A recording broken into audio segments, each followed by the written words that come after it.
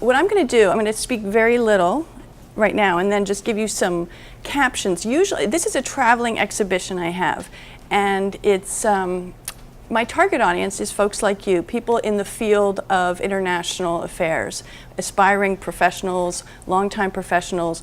My goal is to just prod a little bit and try to get people to think differently about conflict, especially post-conflict. I cover post-war reconstruction, mainly economic development, but there's politics and social issues and military issues and environmental issues and of course human rights issues intertwined. And these are pictures of men and women who are moving on with their lives after the most incredible disruptions. Genocide, of course, is massive, and it's just unfathomable suffering. We kind of went through the trouble spots with Professor. I will tell you that fallout and sort of opportunism are what I see as the defining issues of post-conflict. And it's a time when rape victims often see their sexual predators on a daily basis, and families who are mourning slain relatives live next door to the perpetrators. When national leaders line their pockets at the expense of the culpable, at the expense of pressing citizen needs like hunger, health, education. It's a time when corruption is so corrosive, its debilitating consequences become the rule rather than the exception. And the future can look very bleak as children who are traumatized and scraping by become the lost generation. So I've been chronicling these kinds of developments for 30 years. And I did these portraits really in appreciation and respect for the folks who are pictured in them. A lot of people sought to degrade these people, and I think they have enormous grace as they go on and rebuild their lives. I'm starting with the lost generation. This is a young beggar boy in Iraq along the Tigris River. He's hustling me, a foreign visitor, one of the very few in the country at the time. It was 1989 after the Iran-Iraq War. That was an 8-year war. Very tough war, a lot of hand-to-hand combat, vicious. But you know, Arab children have been traditionally pampered, even insulated by their very protective parents. Yet today, an alarming number of children have been put to work, not only in Iraq, of course, but throughout the Gulf, the Levant, throughout the Middle East and North Africa. They've been put to work peddling cigarettes, petrol, pornography, sex to meet the family income needs and to stave off hunger. It is incredible to me to see this kind of development, having covered the Middle East for many, many years, and to see what desperation does to culture. It's just remarkable. And the children are really those who bear the brunt. So in Iraq, you know, soldiers returning from the front found themselves edged out by women and foreign laborers who became the replacement workers while the men were at war. Saddam Hussein, remember him, beckoned global firms like Textron, Brown & Root, and a bevy of global banks and export-import institutions to actively finance and rebuild Iraq. This meant a much better life for the privileged few, people who could, you know, sign or agree to contracts, while the vast majority of Iraqis suffered shortages. This is an example of, this is a 1989 shot that could be taken today and have the same kind of relevance. So this is Nigeria. This is a town, a very small town. It's a small village with great proximity to the capital city of Abuja, and it's along a major highway to the airport. The reason why I'm telling you its location is because they have no running water. They did not when I shot this picture in 2000. They still don't have any running water. They had no electricity, they still don't, and they had no telephones, they still don't. Crude structures with dirt floors house families. 40 14 years ago, the locals proudly pointed to a 2-room cement building with 2 chairs, a desk, a filthy green screen meant to cover a bed. This was the health clinic, not just for Toga, but for the 37 villages in the area. Little has changed for this most populous nation in Africa, and we are reading now daily about the internal strife along religious, tribal, political, regional lines. The nation is most vulnerable, obviously, to the radical Islamic group Boko Haram. The corruption is so pervasive. The country ekes out really pitiful growth despite its oil, and it has substantial oil. Democracy has taken hold in the quarter century since the Nigerians rejected sort of a reckless military rule, and they just had another election a few days ago, and the long-standing party was thrown out. A Muslim came in and promising to rid the country of Boko Haram, and all hell has broken loose again. The country is saddled with big debts, crumbling infrastructure, more than 2/3 of the residents in an oil-rich economy. They live in poverty, actually below the poverty line. And the top killer in this place is sub-Saharan Africa. The top killer still is HIV/AIDS. It's been so since the 1980s. It has a staggering infection rate. It's 4% for the country. It's about 3.4 million citizens, and it's the 3rd highest worldwide after India and South Africa. It is a very, very tough place. Has anybody been to Nigeria in the room? I'm sorry, I'm a little spastic on this. These are orphaned children who escaped Vukovar, Croatia, where the Serbs slaughtered the Croat residents and turned the eastern city into a prison. They're among the millions of displaced people who emerged from the 1990s, where inter-ethnic wars shattered lives. Rape really was the preferred weapon of war, and rape, torture, people were forced to watch as their relatives were brutalized and killed, and the victims who survived became refugees, languishing in hastily constructed United Nations camps. Among them, tens of thousands of children who were rescued or managed to flee, and even more sons and daughters whose war-weary parents, they were just exhausted, and the parents gave them up. Some of them older. Some of these children were in their teens and they were given up. These young girls and the little boy were given up. It's really interesting because the state got involved in acting quickly, placing the children in homes, hiding places, even abroad. And at times the efforts were organized, at others really haphazard. Documentation during this time was really poor, almost non-existent. And the unaccompanied children that we hear so much about, I know you do here in Texas, they ranged from infants to teenagers. Very tough stuff. The Balkans were teeming with international relief organizations trying to provide basic food, health, housing, but they fell very, very short of needs. Imagine this, Croatia's state radio devoting hours to desperate family and friends who called out to each other on the airwaves. Mom, this is Nicola. I'm in Vukovar. Can you hear me? Where are you? If you're alive, please find me. This went on for, I think each refugee was entitled to a minute to get on the state radio, and these were heard in coffee houses and in camps, refugee camps, and very, very difficult. Very few people were reunited this way.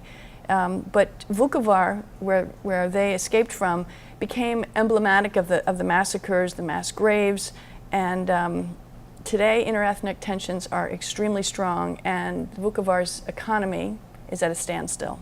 Most of the areas, except for the cities in the Balkans, are at a standstill. Has anybody been to the Balkans in the room? I'm heading back there for the 20th anniversary of the genocide in Srebrenica, and That's where this is. This is a mountaintop Bosnian town in a place called Republika Srpska, just a couple miles from the Serbian border. And Srpska endured one of the most savage assaults. This survivor, this woman, who is not a young woman, she's cradling a child and a grandchild. She's among the many women who lived on what she could collect in the forest: roots, leaves, bark, some berries. She fled along with many, many women, thousands of women, into the forest and lived there for a couple of months. All of the men were killed. All of the men in their families were killed. Young boys and men were shot or shipped off and shot, actually carted off in carts and in trucks and shot. They slaughtered 8,000 men, and they forced women into horrible sex acts. 10,000 men also fled into the forest. This woman is holding a child born of rape. That's the baby, and the other child is her grandchild. The shame that this Muslim woman experiences with a so-called rape child is, well, it's unfathomable. And when I went to speak with her, it was the first time that she had spoken about this experience, and it was very difficult. It was very difficult, and there are now special societies that look after so-called rape children, but it's continues to be, bless you, it continues to be a weapon of war, and it's a weapon of war that's worldwide.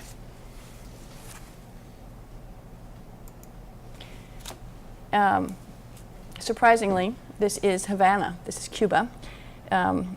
Like other enterprising citizens looking for coping mechanisms, this Cuban of Chinese descent hoards and sells his rice rations, which are in the bags behind him.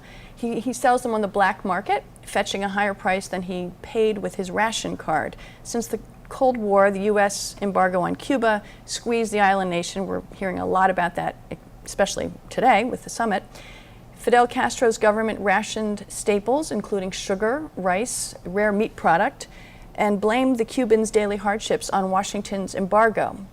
The embargo has been in place for over 50 years, and the system of government-subsidized supplies, it's called libreta, is afforded to everyone, regardless of economic status, and it costs more than $1 billion a year. So Raúl took over after Fidel. When he assumed the presidency, he tried to reduce libreta, which are these handouts, and institute a needs-based welfare system, and that met a lot of popular resistance. The foreign minister, Rodriguez, claims that the embargo has caused more than $1 trillion in damages to Cuba's economy. And it's going to be very interesting to see how the impact of the embargo is handled by the international community in the months and years to come as Cuba opens up. This is a mother and daughter outside a metro station in Moscow, just after the Soviet Union broke up and became, instead of one country, the Soviet Union plus three, the Latvia, Lithuania, and Estonia, it became 15 countries overnight. This woman is sitting with her child, holding a sign that reads, "Kind people, please help me and my daughter because we have no place to live, no money to buy food, and no means for medical treatment or to buy necessary medication. May the hand of those who give will be generous, and may God help you." So when the Soviet Union broke up, Russian food stocks went pshh, and once supplied by farms and processors all over the USSR, Moscow was really hard hit. The shelves were bare. Meat, eggs, butter, vegetables, those were luxuries. And one person said, we have plenty of missiles, but no sausage. The end of the Cold War and the fall of communism's, what was called the command economy, shredded the safety net, and many, many people were left with nothing. Abject poverty was their way of life. As Russian President Vladimir Putin pursues a lot of military incursions across Russia's borders, his government is really, really hard-pressed to meet social and economic needs for his own population. And that's a trend that we'll see what happens with that, but it doesn't look good. This is outside a soup kitchen in 1997. It's a soup kitchen in Moscow. And this woman behind her, they're lined up for the soup kitchen. Snow is falling. Some people ride 2 hours each way in crime-infested metros, for help for their only hot meal, maybe their only meal of the day. And many try to get there 5 days a week, but it doesn't always happen. And the kitchen is a whirl of activity. Cooks, volunteers, turning out piping hot pots of stew, plates of meat, buttered rolls. Lunch tables are filled with diners. And these elderly have found food and fuel prices out of reach, so they don't have anything to cook or anything to cook with. It is continuing. This was shot in 1997. It is a situation that continues today. Most of these people live isolated in decrepit apartments, some with no running water or adequate heat. And these are elderly Jews who suffered quite a bit. They suffered the Holocaust, then they suffered the Gulag, they were sent to Siberia, then they suffered a lot of very tough treatment, and then they finally made it through to Glasnost and Perestroika, which failed them as well. I'll show you how, this is the soup kitchen, how beautifully they dress to go out. They're so proud. It's amazing. I'm going to take you to Soweto, South Africa. Has anybody been to South Africa? Yeah. These are HIV, AIDS infected boys and girls who are peeking through the fence. They're now grown. And if they survived, the years have probably not been too kind to them, because years after they were officially denied education, jobs, health care during the era of white rule, the majority of the post-apartheid South African blacks are living in poverty. A lot of efforts to boost their living standards have really not gone very far. The vast slum that Soweto has been gentrified in areas, and it is punctuated with middle-class homes, especially on the periphery. It's a 50-plus mile expanse. I think this College Station, Brian, is 50 square miles. Soweto is the size of where you guys go to school, the town you're in school. It's a vast place of slapped together houses. Unemployment is much higher here than black unemployment overall in the country, and of course it soars above white unemployment. HIV/AIDS is treacherous because there's a ferocious sex trade. I was just talking to somebody about the sex trade in South Africa is still quite robust.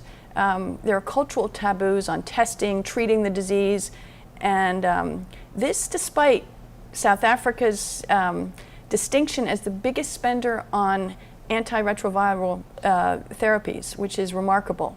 Widespread rape ensures that the spread of the disease continues. Sexual violence against women is greater here than anywhere else in the world. And there is lore that having sex with a virgin expunges HIV/AIDS from the system.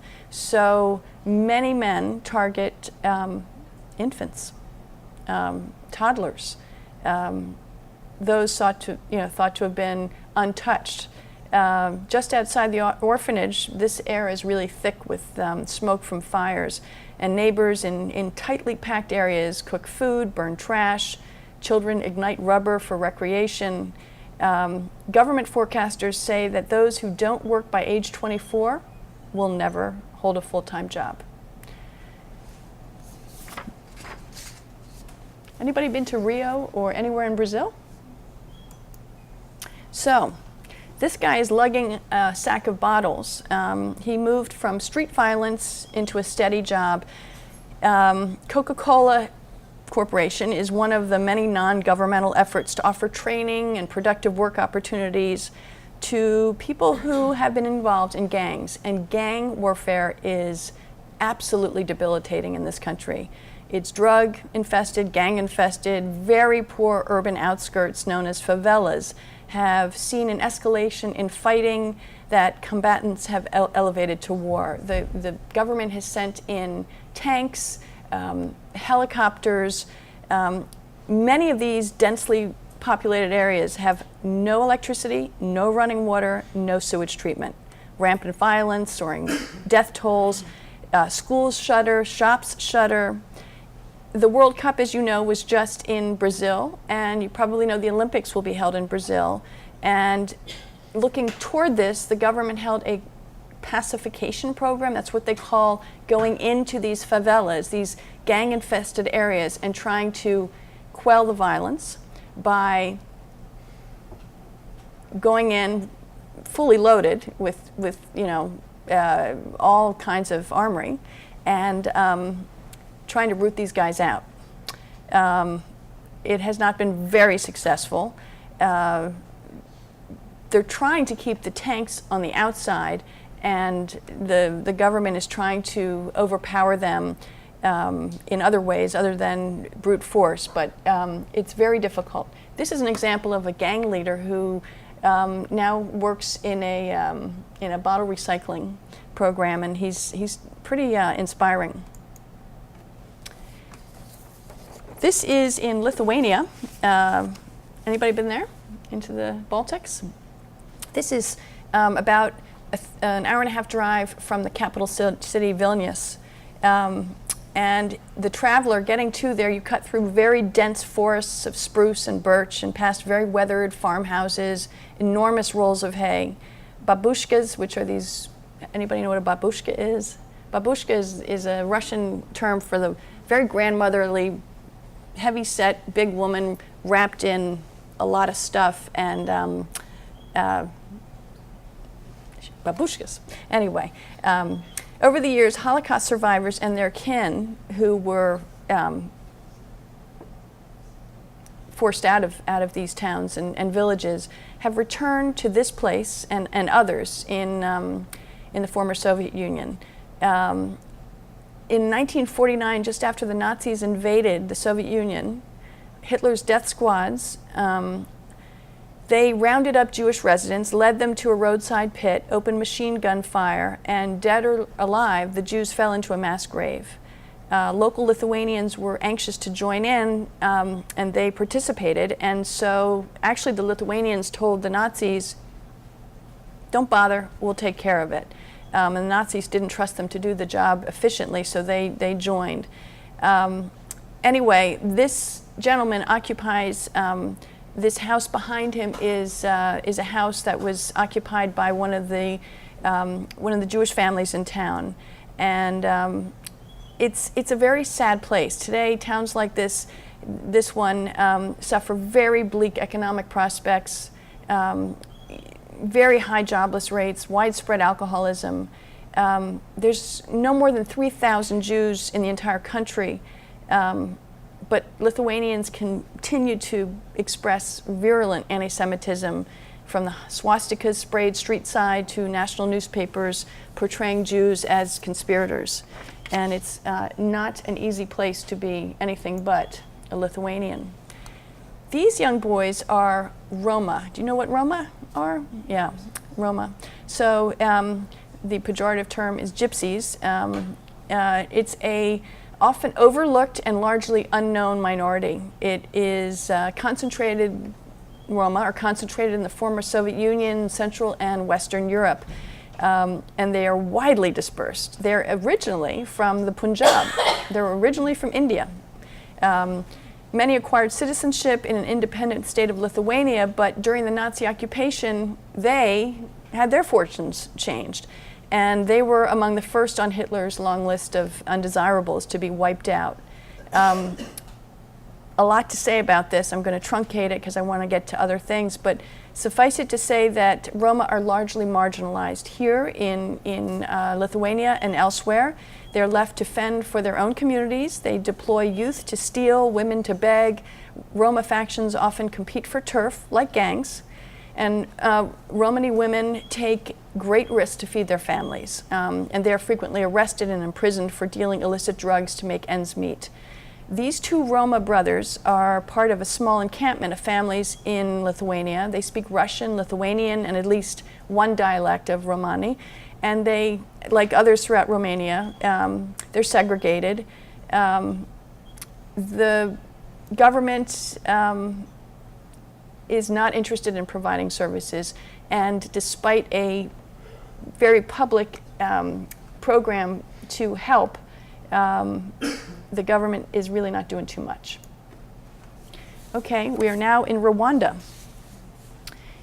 This is Kigali, and it's a woman named Jeanette Abasenga. She's 40. She's a Tutsi. Anybody been to Rwanda here? It's a beautiful place. It's called Land of a Thousand Hills. It's remarkable beauty. This woman is a Tutsi. She was among the 100,000 orphans left in the wake of the genocide. That's what most Rwandans call 1994's 100-day period, when Hutus bludgeoned, raped, and dismembered more than 800,000 Tutsi and moderate Hutus. That's 800,000 people in 100 days. We are now in the 100-day commemoration period of the genocide. We're in our 21st year. The genocide's anniversary was April 7th. It is a very tough time for Rwandans. Rwanda boasts the fastest growing economy in East Africa. Paul Kagame, who is the president, he's a Tutsi, is credited with keeping a lid on inter-ethnic tensions. How? He demands one Rwanda. If I ask you, are you a Tutsi or are you a Hutu? Or did you grow up in Kigali as a Hutu? Somebody will immediately say, I'm a Rwandan. They're not, it's against the law to say distinctions. It's against the law to create divisions or any more divisions, although they obviously are pretty scarred with divisions. So this one Rwandan policy disallows public assertions of tribal distinctions and promotes equality. Government assistance is really practical. Those of you looking at economics will appreciate this, but it's on a very micro basis. Metal roofing for mud and brick houses where thatched roofs once soaked through, a 1 cow per family rule for those in abject circumstances, and universal health care, greater efficiencies in farming techniques, minimal red tape for businesses. It's one of the easiest places in the world to start a business. It's interesting because of the lack of regulatory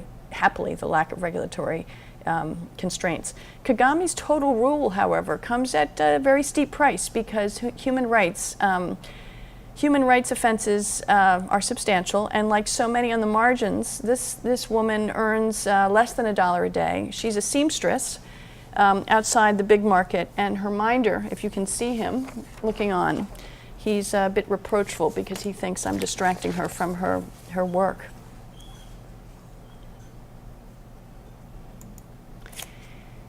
This is Jean-Baptiste, I'm going to massacre his name, Munyakor. He's flashing a toothy smile, and he's a very lovely Rwandan man. He's standing outside a memorial church, a rusty orange brick structure that's been pockmarked by gunfire and grenade explosions. He's happy to see some of his former pupils. He was a former teacher, and many of his pupils are at this church commemorating the anniversary of the genocide. It's really amazing. He was panicked, along with a zillion other people, panicked by the violence that pitted neighbors against neighbors, friends against friends. He and his young students and 5,000 other Tutsis from nearby villages scrambled for refuge at this memorial church, which is not far from the capital city. The church could only hold so many, so many more thousands stayed around the church, hoping that just proximity to the church would be some sort of protection for them. But as soon as a critical mass assembled, the church leaders alerted the Hutus to the concentration of vulnerable people, and the Hutus exploded the church and butchered nearly everyone in and around this small Catholic place. It was a scene repeated across Rwanda's landscape. I told you it was the land of 1,000 hills. Many massacres throughout those hills.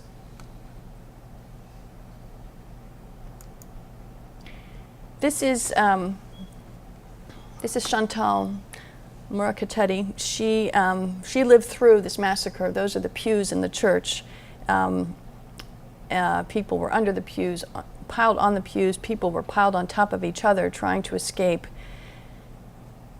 She was hacked in the face, and you can see her forehead. She's got some serious divots. Most people walking around Rwanda of this age they're marked. They have very, very visible scars. She was hacked in the face, left for dead, and she was piled on top of dead bodies and underneath others. Unbelievable, unspeakable violations, including the disembodiment of pregnant women, happened in that church. She lost her family. She crawled out of the massacre. 20 years later, she returns to this church to commemorate the anniversary and pay respect. Church is now a memorial with blood-soaked clothing dried and stuffed into the blasted-out windows and strewn across the crude wooden pews, and cracked skulls lined the shelves along the back walls.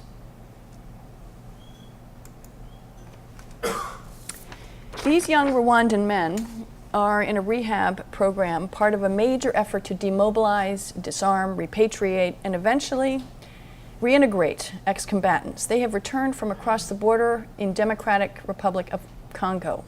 This is a very frisky border. It is a very dangerous border, the border of Rwanda and Congo. Anybody been to Congo? That's good. That's good. Stay away from Congo. Rwandan refugees, many of them fled to Congo, 1 million, as a matter of fact, in 1994, and some of them disappeared into the crowded cities, out in the bush. Others regrouped along the border to retrain their focus on exterminating enemies. Many men were child soldiers at the time, very young people forced to fight and to do horrendous things. And others were the master coordinators of systemic sexual assaults. Sex as a weapon, number one there. This is the war of sex crimes. This rehab center is where perpetrators stay for 3 months if they come freely. If they don't come freely, they have a longer stay in rehab.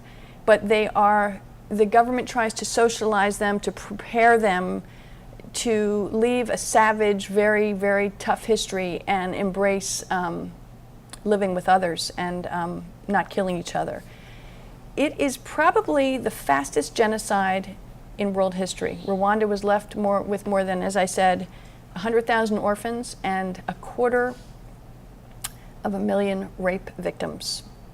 It is a population that is traumatized for generations. It's also landlocked. It's landlocked. The border area, as I said, is a place where reprisals are planned, and it is a very brutal battleground on the border. And it's a wannabe democracy trying to make it. This is a young shepherd boy on the West Bank, and sorry, that's so light. He was born during the outbreak of the 1973 war. He entered a world that has been profoundly impacted by bitterness between Israel and its Arab neighbors. Since the 73 war, which was called the Yom Kippur War, Palestinians have navigated one turning point after another, and Arab states accepted United Nations Security Council 242. They recognized the State of Israel. The PLO leader Yasser Arafat, resolved to fight for Palestinian statehood within the occupied territories rather than focus on the elimination of Israel. The players have changed, but the struggle continues, as we know. And the one aspect of the conflict that it endures is orthodoxy on all sides polarizes these positions. So it's pretty tough. Jewish settler encroachment on the land that the Arabs have farmed and where their livestock have grazed for generations. Today the majority of West Bank Arabs are youth. Upward of 50% are under the age of 15, and their 30% unemployment rate is among the highest in the world. And it is not likely to get better anytime soon. These women are hope for the future. The woman in the white veil produces soap on the top floor of her house in the hills in Nablus, near Nablus on the West Bank. And this woman raises birds for songbirds in her backyard, and she supplies area pet stores. Very unusual to see women have their own business. They have been helped by a number of NGOs and indigenous groups that help women. It is very clear that giving girls an education and women an opportunity to work and draw a livelihood makes all the difference in economic development. Still, among the external inhibitors are closed borders with Israel, restrictions on travel in the occupied territories, and the daily limitations imposed by occupation. Almost more formidable are the internal constraints. Pervasive Arab male resistance to female rights to attend school, to take public transportation, to access community child care, to engage in the workforce. Fathers, sons, and brothers can be the biggest impediments for female family members. Women and girls often are subservient, no matter their desires or needs, and the psychological barriers that they have to push through, even if they're allowed to do something, is really sometimes insurmountable. Starting new businesses can take, you know what the Grameen Bank started years ago. These are micro enterprises that really succeed, and there are an array of microfinancers from the UN to West Bank specific groups to governments. It's making a dent.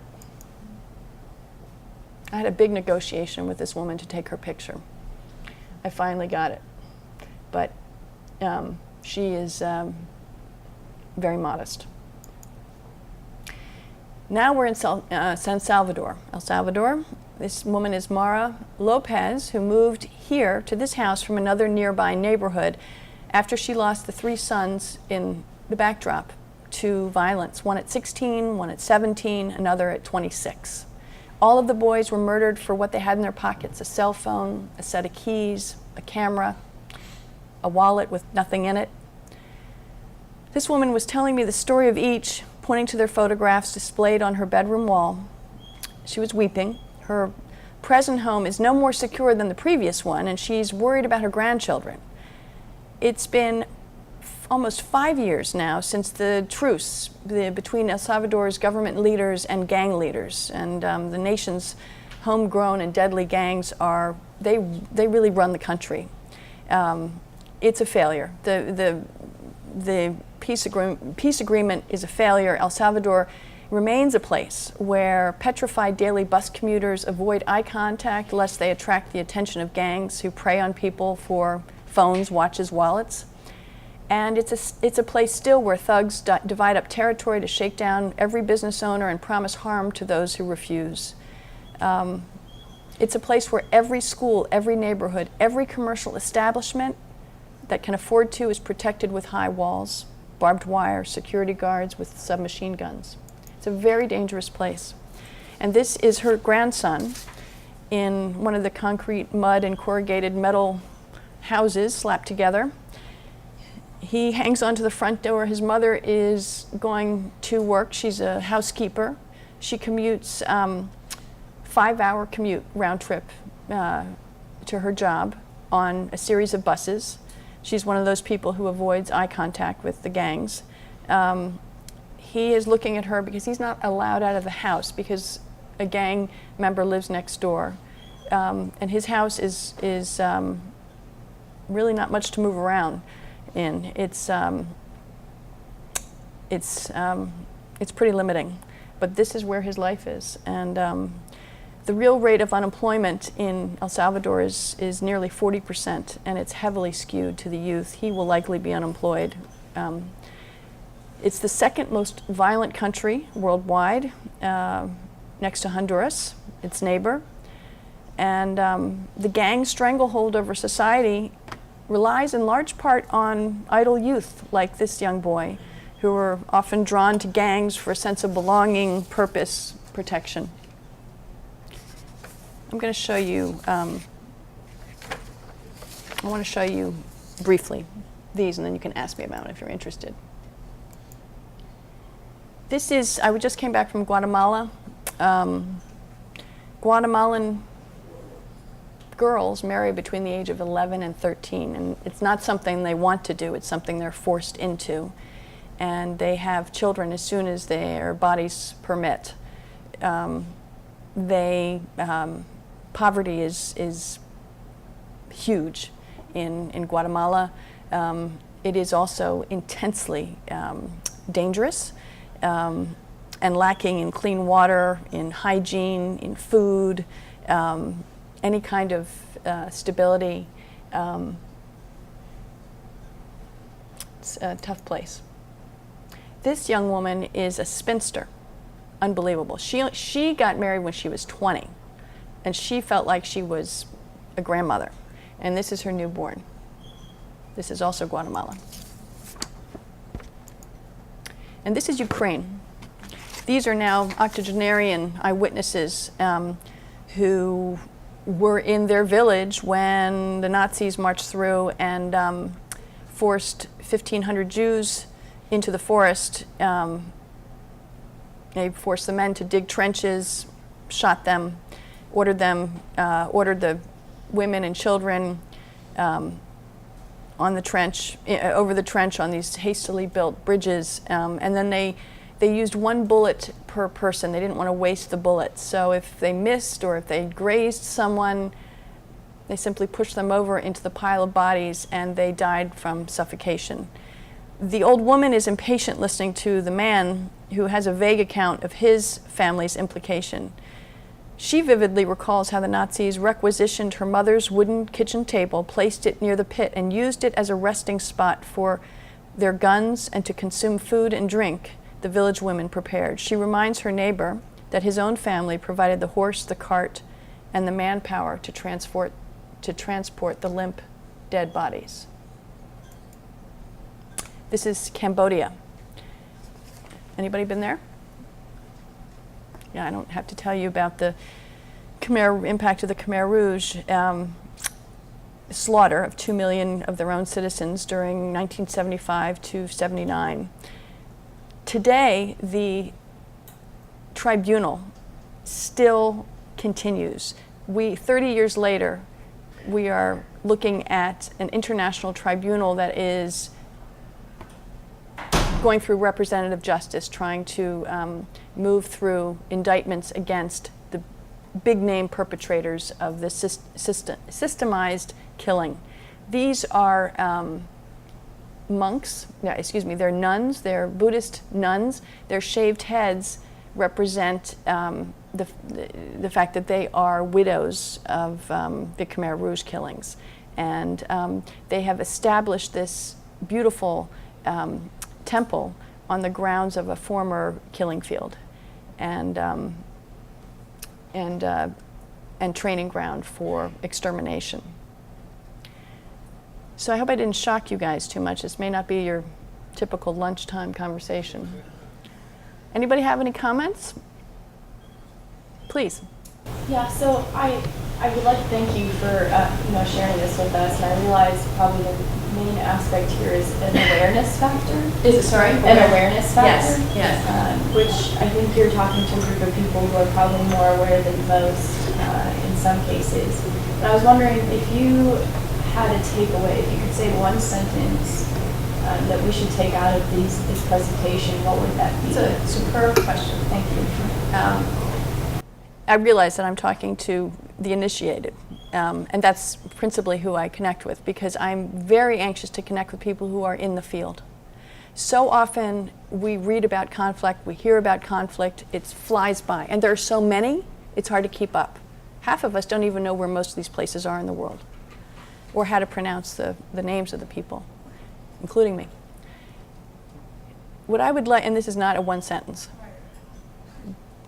it is so important to look at life after war, to look at the dignity, the fortitude, the stick-to-itiveness of people doing their very best to survive, much less thrive. And they need help. They need assistance more than handout. They need training and investment more than aid. And there are countries that we've gone through here who resist aid. They want technical assistance in the form of jurisprudence training, how to establish a court system, how to train a police force, how to set up new enterprises, how to seed a new company, this will be very important for folks, maybe not in this room, but in this university, of course, how to make the most out of the land. Rwanda is the most populated country in Africa per hectare. They don't have enough land to produce what they need to eat. They are incredibly efficient. They use every square inch of the land. They were taught how to do that. And there's so much assistance that we can give. Assistance with respect is really, from my perspective, talking with these people all over who command respect, this is critical to their well-being and to really the future of the world. Is that clear? Anybody have a question or another comment? Have I stunned you? Yes? I guess my question is there kind of a different approach for places like where it's post-conflict, there's been a war or a civil war, versus places like El Salvador or Honduras where it's kind of ongoing gang violence? Is there kind of a different approach in the type of assistance that you would give? You know, in Salvador, it was a very long civil war, and Guatemala as well, and Honduras. The kinds of assistance that the United States government is giving, I'm pretty keyed into this because I've been connecting with our ambassador to El Salvador for quite some time, and she is extremely interested in two things: converting the rage into responsible engagement in the economy. How do you do that? You give people an opportunity. You train them. You train them not for a job that's nowhere, but job prospects, strong prospects. You pull in as much investment as you can from abroad, and you try to build up the investment domestically. In other words, encourage people who have emigrated to come back and build their own country, and also encourage those who may be raping the country of their resources to establish. So it's anti-corruption, it's anti-crime, and it's pro-entrepreneurship, pro-therapeutic development. I mean, these are traumatized people. So, of course, you can't just run in and be a businesswoman after you've suffered this horrible thing. You've been living in a forest for 3 months. You need to be able to talk to people. You need to be able to move from terror to a life with prospect, and that takes a lot of human, the human touch.